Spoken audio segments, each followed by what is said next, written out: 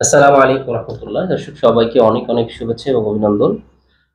বর্তমান সময়ে সবচেয়ে প্রচলিত যে সমস্যা ব্যাধি হচ্ছে সেটা হলো ডেঙ্গু। ডেঙ্গু নিয়ে আসলে আ মানুষ খুবই মানে অস্বস্তিকর অবস্থায় রয়েছে, বিভ্রান্তিকর অবস্থায় রয়েছে এবং খুব একটা কষ্টদায়ক জায়গায় রয়েছে। কারণ হচ্ছে যে ডেঙ্গু যদিও খুবই প্রচলিত একটি রোগ, যে আমরা সবাই জানি যে ডেঙ্গু কেন হয় বা ডেঙ্গু হলে সাধারণত আ তেমন কোনো চিকিৎসা নেই। কিন্তু অথচ ডেঙ্গুর কারণে কিন্তু প্রতি বছর বাংলাদেশে শত, শত লোক মারা যাচ্ছে এবং পৃথিবীতে প্রায় ২০ থেকে ৩০ হাজার লোক মারা যায়। তো এই ডেঙ্গু থেকে আমরা কিন্তু এবং সবচেয়ে বড় ভয়াবহ যে ব্যাপারটা, যে ডেঙ্গু চিকিৎসা করতে যেয়ে আমি দেখলাম যে আমার কিছু আত্মীয়স্বজন এমন হয়েছে যে ২ লাখ ৩ লাখ টাকা পর্যন্ত খরচ করে ফেলছে। তো আসলে এই ডেঙ্গু আ রোগটা যত সহজ, চিকিৎসাটাও কিন্তু সহজ। কিন্তু আমরা আতঙ্কের বশে আসলে লাখ, লাখ টাকা অনেক সময় খরচ করে ফেলছি। তো আজকে আমি ভিডিওটা আপনাদের জন্য নিয়ে এসেছি যে আপনি কিভাবে সবচেয়ে কম খরচে এবং খুব সহজেই আ ডেঙ্গু থেকে বাঁচতে পারেন, সে বিষয়টা আপনাদের সাথে শেয়ার করব। সম্পূর্ণ ভিডিওটা থাকবেন। ইনশাআল্লাহ ভালো উপকার লাগবে এবং ভালো কাজ দিবে আপনাকে। তো আসুন আমরা জানি যে ডেঙ্গু হলে সাধারণত আমরা কি লক্ষণ হয় এবং ডেঙ্গু প্রতিরোধে আমরা কি করব? ডেঙ্গু হলে আমরা কি ধরনের চিকিৎসা নিব এবং প্রাকৃতিক কি খাবারগুলো খেতে পারি, হোমিও কি ওষুধগুলো আমরা খেতে পারি সে সম্পর্কে আপনাদের সাথে শেয়ার করব। ১ম এ আমরা জানি যে ডেঙ্গু কি? আমরা জানি ডেঙ্গু একটি ভাইরাসজনিত রোগ। এটা অ্যাডিস মশার কামড় থেকে হয়ে থাকে। আরেকটা মজার ব্যাপার হচ্ছে এই মশাটা কিন্তু আসলে দিনের বেলা কামড়ায়। অর্থাৎ সকালে অথবা বিকেলে এই টাইম কিন্তু এই অ্যাডিস মশাটা কামড়ায়। সুতরাং এই টাইমটা যদি আমরা সচেতন থাকতে পারি, তাহলে অনেকটাই ডেঙ্গু থেকে বেঁচে থাকতে পারব। আচ্ছা, ডেঙ্গুর হলে আমাদের কি লক্ষণ আসে? আমরা সবাই মোটামুটি যারা ডেঙ্গু আক্রান্ত হয়েছেন প্রায় ফ্যামিলিতে ডেঙ্গুতে হয়। আমরা দেখি যে ডেঙ্গু হলে সাধারণত প্রচন্ড জ্বর, মাথা ব্যথা, চোখ ব্যথা, শরীর ব্যথা, বমি, বমি ভাব, অনেক ক্ষেত্রে প্রচন্ড বমি হয়, প্রচন্ড শরীর দুর্বল হয়ে যায়, শরীরের মধ্যে র‍্যাশ হয়। আর কিছু, কিছু ক্ষেত্রে রক্তক্ষরণ দেখা দেয় শরীরের বিভিন্ন অঙ্গ দিয়ে, যেমন নাক, মুখ অথবা টয়লেটের রাস্তা বা পেশাবের রাস্তা দিয়ে। এটা একটা ভয়াবহ সিম্পটম। প্রচন্ড জ্বর থাকে। এটাই হচ্ছে ডেঙ্গুর মৌলিক লক্ষণগুলো। তো ডেঙ্গু হলেই কিন্তু আমরা আতঙ্ক হয়ে যাই। কারণ মিডিয়াতে আসলে ব্যাপকভাবে এটা প্রচার করা হয় যে এই অমুক লোক মারা যাচ্ছে, অত লোক মারা যাচ্ছে, তত লোক মারা যাচ্ছে। ২০২৩ সালে সবচেয়ে বেশি ডেঙ্গুতে লোক মারা গেছে বাংলাদেশে, সেটা হচ্ছে ১৭০০ প্লাস। এর বাইরে আমাদের রেকর্ড হচ্ছে এই ১৫০ থেকে ২০০ বা ৩০০ লোক প্রতি বছরই ডেঙ্গুতে মারা যাচ্ছে। এটাও সংখ্যায় কম না। আসলে রাষ্ট্রীয়ভাবে যদি আমাদের কিছু সচেতন করা হতো এবং আমরা নিজেরা যদি সচেতন থাকি, তাহলে কিন্তু আমরা এই ডেঙ্গু থেকে বেঁচে থাকতে পারি। তো ডেঙ্গু থেকে প্রতিরোধ ব্যবস্থাটা খুব সহজ। আমরা বললাম যে যেহেতু ডেঙ্গু অ্যাডিস মশাটা দিনের বেলা কামড়ায়, সকালে বা বিকেলে আমরা চেষ্টা করব যদি দিনের বেলাও বাসায় রেস্টে থাকি তাহলে কয়েল জ্বালিয়ে রাখা, যে অঞ্চলে মশা বেশি সে অঞ্চলে কয়েল জ্বালিয়ে রাখা এবং ঘুমালে মশারি বা কয়েল দিয়ে ঘুমানো। এরপরে যেটা করতে পারি সেটা হচ্ছে বাড়ির আশেপাশে এবং ঘর-টর সবসময় পরিষ্কার-পরিচ্ছন্ন রাখা। কোথাও যেন পানি জমে না থাকে বা জঙ্গল-টঙ্গল না থাকে। এইগুলো থেকে কিন্তু আসলে এডিস মশা জন্মায়।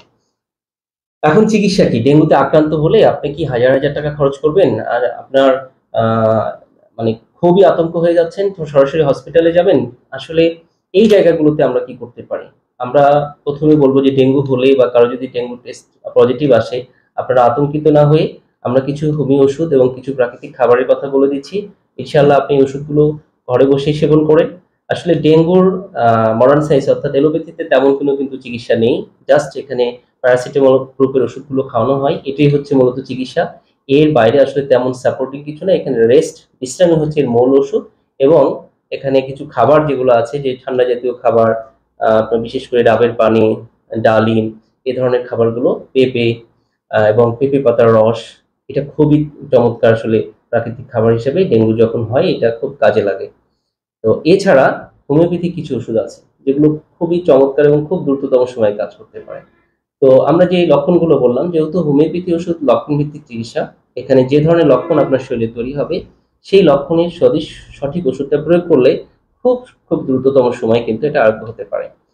তো ডেঙ্গুর ক্ষেত্রে সবচেয়ে প্রচলিত যে হোমিওপ্যাথিক মেডিসিন সেটা হচ্ছে ইউপ্যাটোরিয়াম পার। এই ইউপ্যাটোরিয়ামটা সাধারণত শরীরে যাদের প্রচন্ড ব্যথা থাকে এবং শরীর প্রচন্ড দুর্বল থাকে, এই রোগীদের জন্য কিন্তু চমৎকার কাজ করে থাকে। আচ্ছা, কিছু রোগীদের দেখা যায় যে প্রচন্ড মাথা ব্যথা, প্রচন্ড জ্বর, শরীর হাত-পা ব্যথা করে, চোখ-মুখ লাল হয়ে যায়। এই লক্ষণ যদি কারো শরীরে দেখা দেয় তাহলে কিন্তু বেলেডোনা মেডিসিনটা খুবই চমৎকার কাজ করে থাকে। আচ্ছা, আবার কিছু রোগীর ক্ষেত্রে দেখা যায় যে যাদের প্রচন্ড অস্থিরতা, মৃত্যু ভয়, ছটফট করে, হ্যাঁ? এই হঠাৎ করে আক্রান্ত হওয়ার পরে এই ধরনের লক্ষণ চলে আসে, তখন কিন্তু তার জন্য অ্যাকোনাইট মেডিসিনটা চমৎকার কাজ করে থাকে।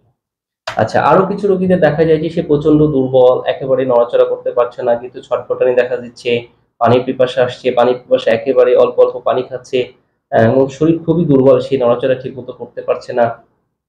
এই লক্ষণ আসলে কিন্তু আর্সেনিক অ্যালবাম মেডিসিনটা খুবই চমৎকার কাজ করে থাকে। আচ্ছা, অনেক রোগীর হয় এরকম যে খুবই দুর্বল, সে একেবারে শুয়ে আছে, কারো সাথে কোনো কথাবার্তা বলছে না, চুপচাপ একদম মরা মানুষের মতো শুয়ে আছে। এই লক্ষণ যদি কারোর মধ্যে দেখেন ডেঙ্গু আক্রান্ত হওয়ার পরে, তার জন্য মেডিসিন কিন্তু জেলসেমিয়াম। আচ্ছা, আর কিছু লক্ষণ দেখা যায় যে শরীরের মধ্যে র‍্যাশ দেখা দিচ্ছে, জ্বর হচ্ছে, অস্থিরতা তৈরি হয়েছে, এই শরীরের মধ্যে ব্যথা, এবং এটার কারণে সে এক জায়গায় শুয়ে থেকে উঠে আরেক জায়গায় যাচ্ছে, আরেক জায়গায় শুয়ে থেকে আরেক জায়গায় যাচ্ছে। এইরকম যদি লক্ষণ দেখেন, তার জন্য মেডিসিন কিন্তু রাস্টক্স। আর যাদের শরীরের ব্যথার কারণে চুপচাপ শুয়ে থাকে এবং পানির পিপাসা, প্রচন্ড পানির পিপাসা, কিন্তু পানি সে খায় না, আর যখন খায় অনেকগুলো পানি খায়, টয়লেট কষা, মুখ চোখ শুকনা। এই রোগীদের যদি আপনারা দেখেন এরকম লক্ষণ, তাহলে তার জন্য ব্রায়োনিয়া মেডিসিনটা কাজ করে। আর অনেক ক্ষেত্রে দেখি যে ডেঙ্গুর সবচেয়ে ভয়াবহ অবস্থা হচ্ছে যখন প্লাটিলেট কমে যায়, তখন সবাই আতঙ্কিত হয়। প্লাটিলেট কমে গেলে হোমিওপ্যাথির খুবই চমৎকার মেডিসিন রয়েছে। তার হচ্ছে, একটা হলো যে ক্যারিকা পেপিয়া মাদার, খুবই চমৎকার চমৎকার কাজ করে, এটা কিন্তু পেঁপে পাতার রস থেকে তৈরি। আর একটা হচ্ছে প্রোটেলাস হরিডাস, খুবই চমৎকার কাজ করে থাকে। যদি কারো আপনি কনফার্ম হন যে আপনার প্লাটিলেট কমে গেছে, তাহলে আপনি ক্যারিকা পেপিয়া মাদার গুলো আপনি নিয়মিতভাবে ১০-১৫ ফোঁটা করে আপনি দিনে ৪-৫ বার খাওয়ান, ৩-৪ দিন খাওয়ান, দেখবেন তার প্লাটিলেট স্বাভাবিক অবস্থায় চলে আসছে। এছাড়াও আমরা পেঁপে পাতার রস ডিরেক্ট খেতে পারি। আচ্ছা, আরেকটা হতে পারে অনেক সময় ডিসচার্জ হয়, অর্থাৎ ব্লিডিং হয় বিভিন্ন শরীরের অঙ্গ প্রত্যঙ্গের বিভিন্ন অংশ দিয়ে। যদি এরকম ব্লিডিং হয়, তাহলে কিন্তু খুব ভালো ভালো মেডিসিন আছে, যেমন হেমোমিলাস এবং মিলোফেলিয়াম। এই দুটো মেডিসিন কিন্তু যে কোনো ধরনের ব্লিডিং ডিসচার্জের জন্য খুবই চমৎকার কাজ করে থাকে। তো প্রিয় বন্ধুরা, আসলে এটা অ্যাওয়ারনেস ভিডিও যে আমি আপনাদের সতর্ক করছি, আপনারা ডেঙ্গুতে আক্রান্ত হলে ভয়ে আতঙ্কে আতঙ্কে কিন্তু মানুষ হাজার হাজার টাকা খরচ করছে, বিভিন্ন বড় বড় স্পেশালাইজ হসপিটালে যাচ্ছে এবং সেখানে গিয়ে সে লাখ লাখ টাকাও খরচ করে ফেলছে।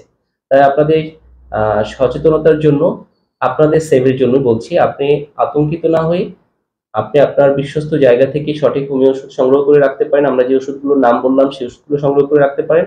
এছাড়াও কোনো চিকিৎসকের সাথে পরামর্শ নিয়ে আপনার লক্ষণ অনুযায়ী সঠিক যদি লক্ষণ আপনি ইনপুট করতে পারেন, তাহলে চিকিৎসক পরামর্শ দিলে আপনি সেই ওষুধটা সেবন করেন। ইনশাআল্লাহ আপনি এই ডেঙ্গু নিয়ে আপনি যে বিড়ম্বনা বা আপনার যে অনেক টাকা ক্ষতিগ্রস্ত হয়, এরকম হবে না ইনশাআল্লাহ। আপনি দ্রুত সুস্থ হয়ে যাবেন। এই বিষয়টা। তা আমি আবারও ওষুধের সংক্ষেপ একবারে একটা সিরিয়ালের নাম বলছি। যেমন হচ্ছে অ্যাকোনাইট, বেলেডোনা, রাস্টক্স, ব্রায়োনিয়াম, আর্সেনিক অ্যালবাম, ইউপোটোরিয়াম, আ প্রোটেলাস হরিডাস এবং ক্যারিকা পেপিয়া। এগুলো ডেঙ্গুর জন্য খুবই চমৎকার কাজ করে থাকে। তো প্রিয় বন্ধুরা, সবাই ভালো থাকবেন, সুস্থ থাকবেন। ডেঙ্গু থেকে বাঁচতে আমাদের সচেতন হতে হবে। আমাদের প্রতিরোধমূলক ব্যবস্থা নিতে হবে, এবং ঔষধ, সঠিক ঔষধ যদি আপনি হোমিওপ্যাথিক ওষুধ নেন এবং কিছু প্রাকৃতিক খাবার খান, তাহলে কিন্তু খুব সহজেই এখান থেকে আরোগ্য হতে পারবেন। তো সবাই ভালো থাকুন, সুস্থ থাকুন। আল্লাহ হাফেজ।